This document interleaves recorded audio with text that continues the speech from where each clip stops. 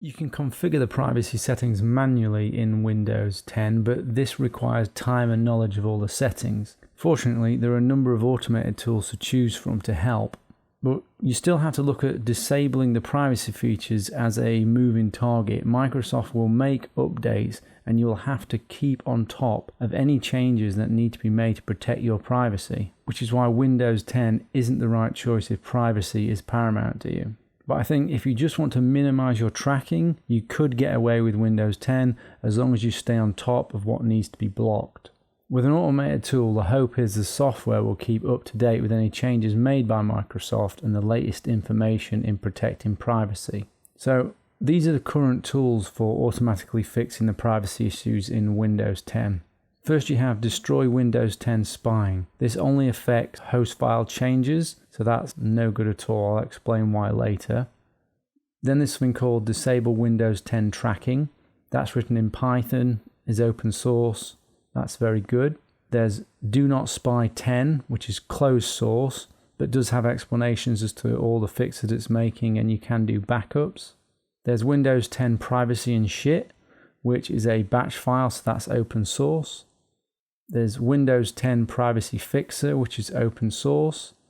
There's W10 Privacy, Shutup 10, that has backup functionality. Spybot Anti-Beacon for Windows 10. Now that's produced by a known anti-spyware company, so you could say there is some trust there built up with those guys. There is a Shampoo Anti-Spy for Windows 10 that has backup functionality.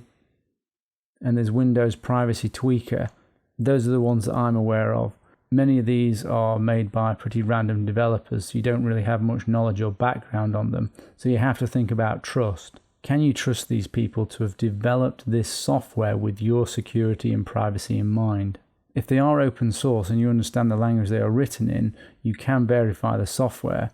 This is why it's best to go with open source as a tool for this, because these are from untrusted sources. You have no idea who has written some of these, and you don't know what extra bits of crap they've put into them, which could be counter to your security or privacy, which is why I go with an open source option. A couple of points about how these tools work. They do things like disable services, they affect app access, disable telemetry, remove apps, add firewall rules, and edit the host files and other things. The host file is a plain text file and is named hosts. It stops the operating system making DNS requests to resolve a web address or domain name into an IP address. Now, an example of that might be you put Google into the host file and a corresponding IP address.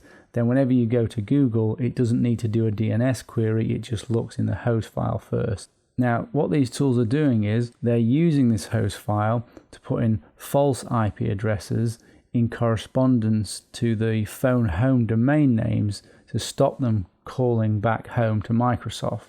So for example, they might be www.microsoft.com and they put in a corresponding IP address of 0.0.0.0.0. But the host file is no longer the all-powerful thing it used to be. In Windows 10, Microsoft has hard-coded IP addresses into the system's dynamic link libraries, effectively making domains and IP addresses unblockable by the operating system, so the host file doesn't work. But not everything is hard-coded like this though, so some of the phone homes that Windows 10 does do can be blocked in the host file. The host will provide some benefit, but it won't block everything.